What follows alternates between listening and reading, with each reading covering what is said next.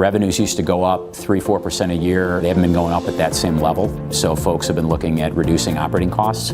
And one of the ways to do that is reduce your occupancy costs, which is the second highest cost you have outside of people. The occupancy cost for a law firm could be as high as 9-10% of revenue. I know they're trying to get it down below 8%. The trend has been towards two-sized offices and or universal. I think most folks are looking at universal. If you fluctuate as far as your ratios between associates and attorneys, you're not spending money building out space. That's really the true benefit, is the flexibility and the reduction in square footage. The law firms still have to be very sensitive to places where an attorney can focus and where an attorney can have privacy. So you're not going to ever see the doing away with the private office concept. Combined with those areas, there also needs to be collaborative space. They really are trying to do that with Starbucks-type cafes, smaller meeting rooms, even using their lunchroom as an area to collaborate.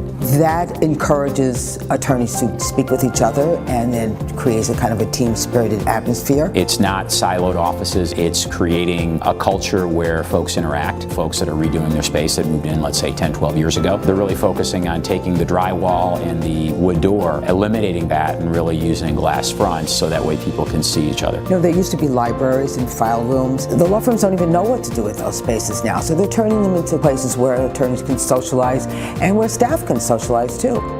Recruitment and retention is still one of the most important issues for any law firm. How do you recruit millennials and keep them happy? You have to have a working environment that they like, but you also have to have a working environment which allows them not to be there. Off-site mobility, work from home, work from any place is very important. I think will remain important, but the younger generation wants to know that they're cared for, that they're cared about. So not only cafe-type areas, but healthier food options and places where they can put their bikes, or going into buildings that have fitness centers. These are all very important. I think any tenant that needs to move in 2016 has fewer opportunities than any tenant that's going to be moving in 2017. 2016 is pretty tight still. The new buildings are coming online, and 2 of them are coming online in 17, 444 Lake and 150 Riverside.